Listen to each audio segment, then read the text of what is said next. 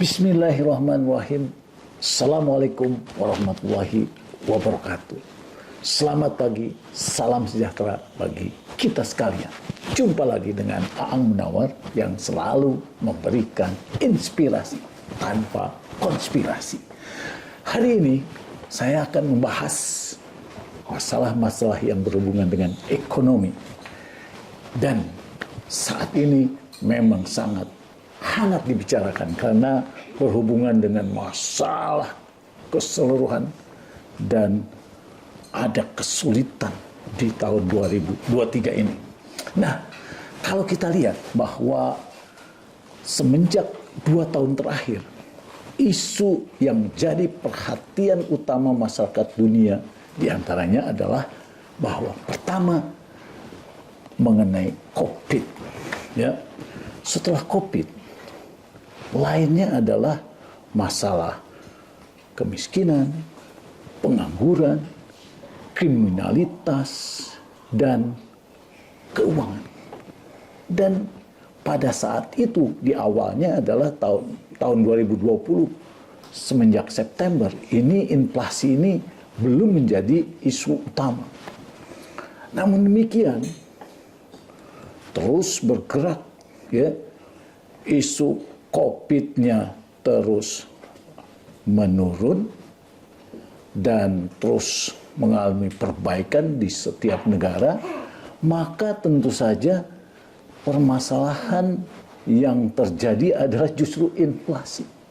Jadi ada pergerakan yang saling bertolak belakang antara isu COVID dengan isu inflasi. Sehingga inflasinya terus meningkat, dan inflasi yang meningkat ini diikuti dengan isu-isu kemiskinan dan kesenjangan, kemudian ada kriminalitas dan pengangguran serta lapangan kerja. Nah, sejalan dengan hal demikian, kalau kita melihat bagaimana indeks harga pangan dunia ya, dengan isu yang berhubungan dengan inflasi ini, ternyata memang benar bahwa indeks harga pangan dunia ini terus mengalami peningkatan. Karena memang COVID-nya sudah mulai selesai, permintaan sudah mulai meningkat, sehingga indeks harga pangan dunia meningkat.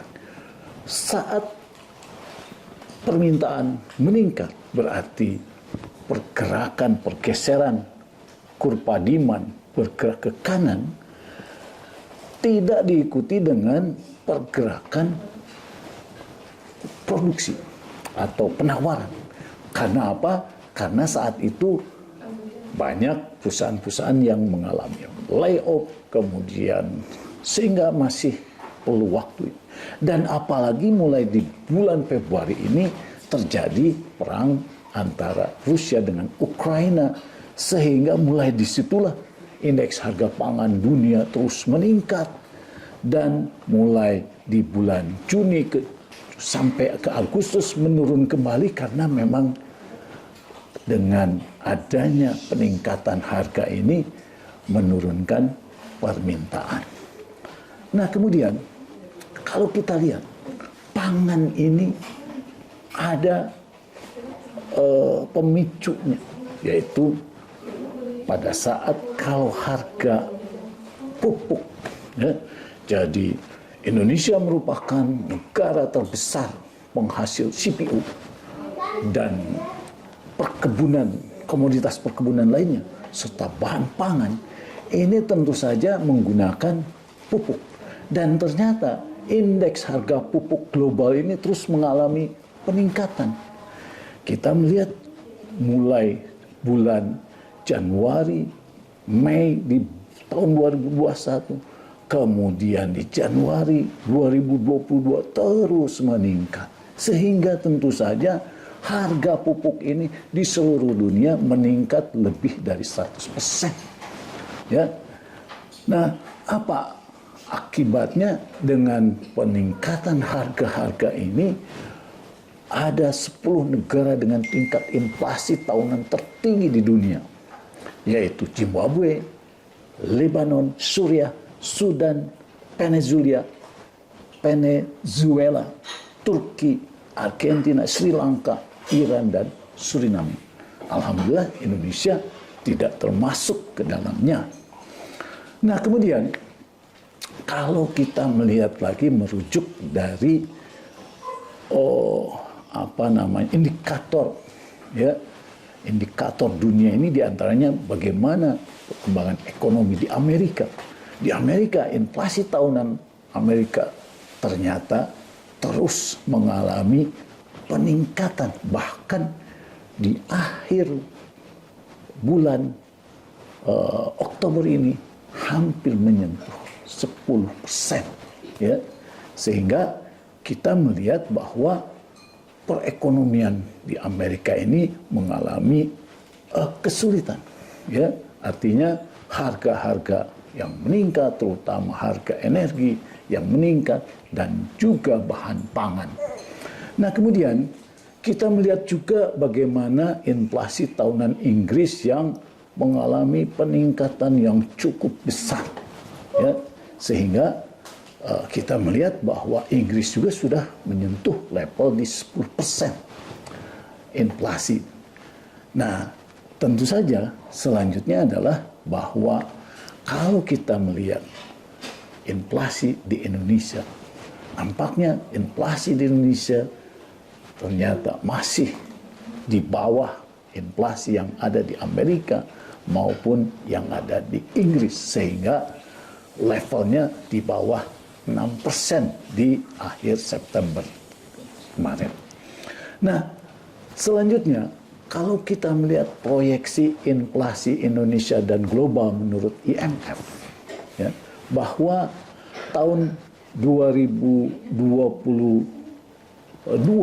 Indonesia masih, ya, di bawah 5%, tapi diproyeksikan di 2023 ini adalah kira-kira hampir menyentuh 6%.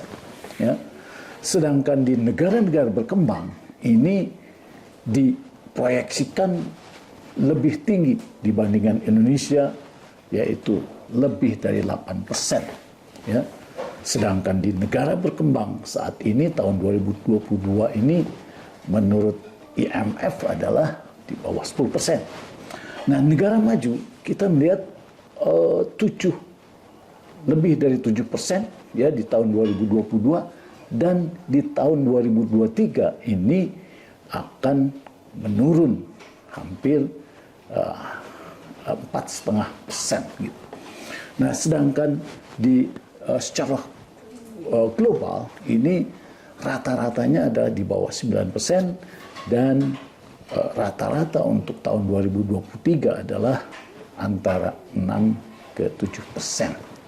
Nah, selanjutnya bagaimana proyeksi pertumbuhan ekonomi global dan sejumlah kawasan menurut IMF, ya. Jadi kalau kita melihat bahwa tahun 2021, 2022 dan 2023 pertumbuhan ekonomi terus menurun, ya. Termasuk juga Amerika, Eropa. Namun Tiongkok, ya, Tiongkok di sini masih diproyeksikan meningkat di 2023 dibandingkan 2022, ya. Dan yang masih menjadi kekuatan pertumbuhan ekonomi dunia ini adalah India, ya. Jadi India di tahun 2021 dia lebih dari 8%, kemudian di 2022 dia masih 6 ke 7%, dan di tahun 2023 ini adalah 6%. Sedangkan ASEAN, diantaranya Indonesia di situ adalah bahwa termasuk penurunannya tahun 2022-2023 ini penurunannya kecil, ya. Di 2022 diperkirakan 5-6%, dan di tahun 2023 diperkirakan 25%. Ya. Nah, selanjutnya adalah bahwa Dengan inflasi yang terus meningkat, maka di dalam ilmu ekonomi moneter ada efek Fisher effect. Nah, ternyata dengan peningkatan inflasi yang terus meningkat, maka Indonesia terus meningkatkan suku bunga, dan terakhir di bulan awal Oktober ini adalah dengan menaikkan ke 4,75%. Sedangkan Amerika ini sudah menaikkan ke 3,25%. Hal ini menunjukkan bahwa Bank Indonesia terus menyoroti agar perbedaan antara tingkat suku bunga Amerika dengan Indonesia diharapkan terus lebih menjauh, karena kekhawatiran akan dia terserap ke Amerika. Sehingga tentu saja dengan kebijakan ini kurs rupiah masih terkendali. Nah, berhubungan dengan ekonomi yang terus memanas, di mana tingkat inflasi Amerika yang tinggi dan Indonesia masih rendah, dan sama-sama inflasinya hampir 10%, ternyata nilai pound sterling terhadap dolar ini mengalami penurunan, terdepresiasi, sehingga Amerika semakin kuat dolarnya. Dan juga bagaimana Uni Eropa, Europe lebih turun lagi, dia kurang dari $1, sehingga yang terakhir adalah 0,98. Hal ini menunjukkan bahwa bagaimana permasalahan-permasalahan di Uni Eropa akibat kekurangan pasokan gas dan minyak bumi ini sangat berpengaruh terhadap kekuatan ekonominya. Nah, kemudian juga kalau kita lihat bagaimana dolar terhadap yuan, juga yuan terus terdepresiasi. Kemudian juga bagaimana nilai dolar terhadap rupiah yang saat ini yang terakhir adalah 15.611.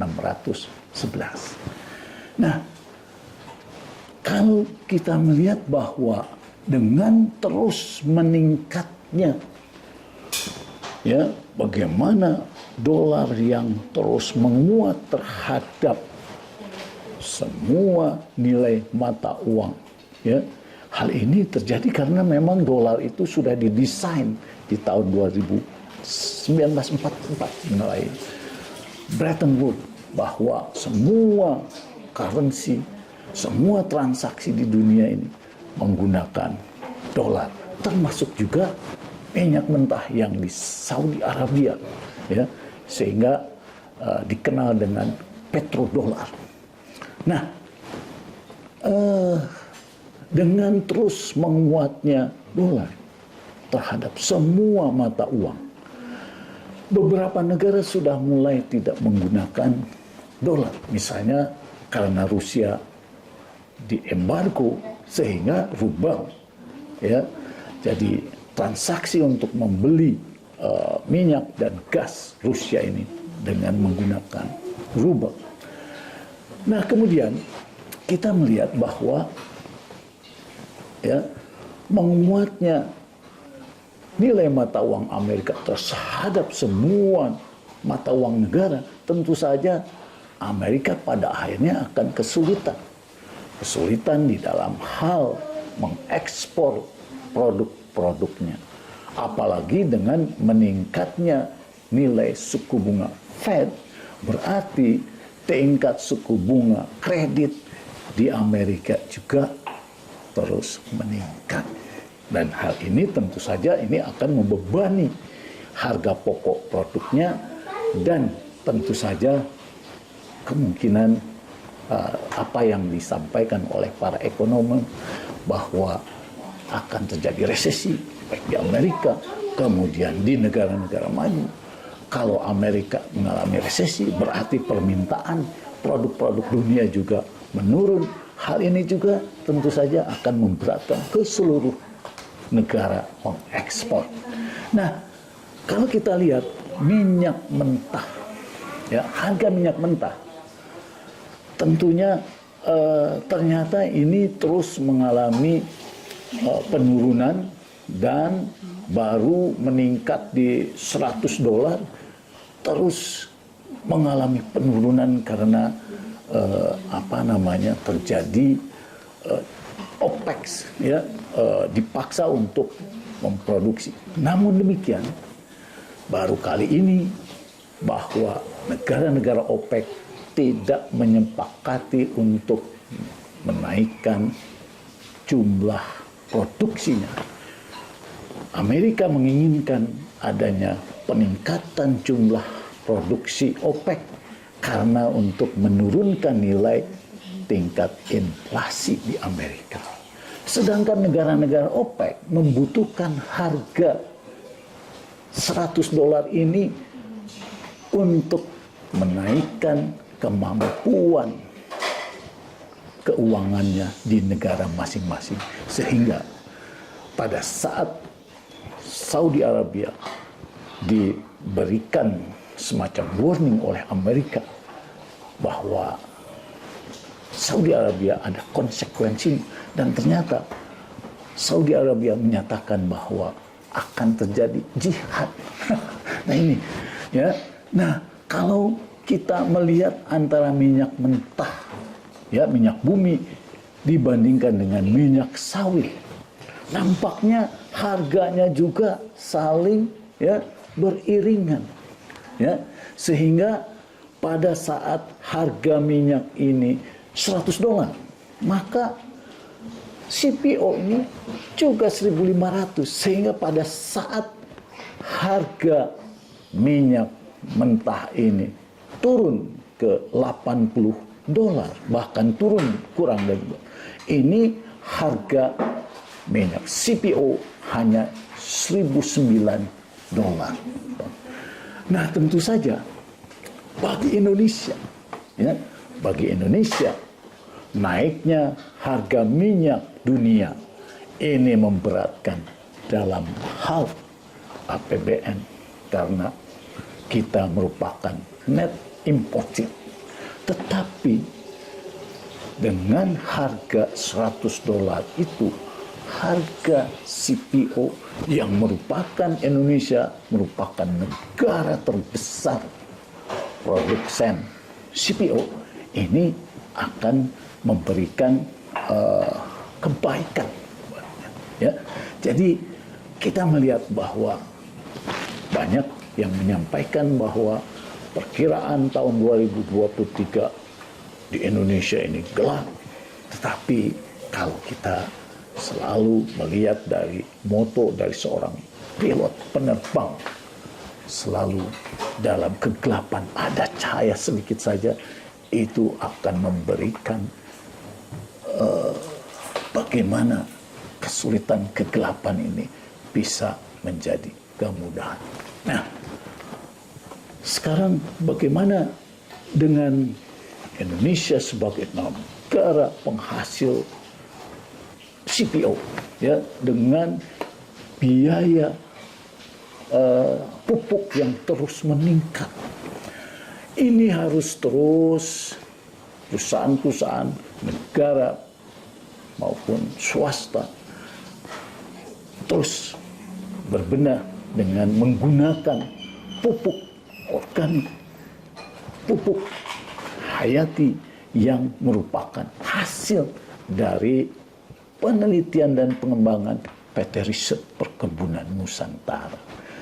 Dan ini juga kita melihat bahwa kerawanan pangan ini akan menjadi suatu masalah.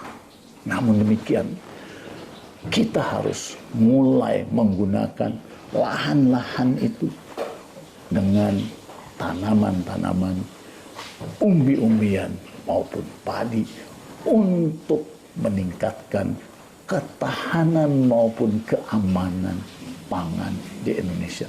Saya sendiri sudah mulai, ya, saya sendiri sudah mulai di pekarangan, apakah itu ganyong, kemudian itu ubi, karena ternyata ubi, ya, yang ubi jalar yang telah dikembangkan di Jawa Timur di perkebunan Arum Sabit, ya, kita melihat bahwa ada 100 hektar, ya, dikembangkan dengan ubi jalar, dan ternyata produktivitasnya kalau dihitung rata-rata satu pohonnya 1 kilo, kan? Padahal ada dari 1 kilo sampai 1,9 kilo dari setiap tanaman pohon tanam. Kemudian dalam 1 hektar ini bisa 50 kali 50 atau 50 kali 40, sehingga akan menghasilkan kira-kira 30 ton per hektar dalam 5 bulan. Dan tentu saja dalam setahun bisa 2 kali. Nah, ini yang merupakan bagian dari meningkatkan ketahanan pangan, karena di tahun 2023 juga diprediksi akan mengalami harga pangan yang terus meningkat dan sulit. Nah, oleh karena itu kita terus melakukan perbaikan-perbaikan, terus kita melakukan efisiensi sehingga kesulitan itu selalu ada kemudahan, insya Allah. Demikian yang bisa saya sampaikan.